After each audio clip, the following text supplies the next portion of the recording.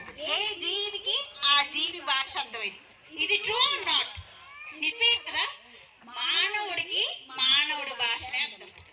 అందుకనే ఆ భగవంతుడు మనకు ట్రీట్మెంట్ ఇవ్వటానికి మన స్థాయికి దిగి ఇలా అవధూతల రూపంలో మానవ రూపంలో వస్తాడు. అలా ట్రీట్మెంట్ తీసుకొని విజేతలై నిలిచిన వాళ్ళే చంద్రబాబు నాయుడు గారు, కర్ణాటక ముఖ్యమంత్రి సిద్ధరామయ్య గారు, మురళీ మనోహర్ జోషి గారు, నితిన్ గడ్కరీ గారు.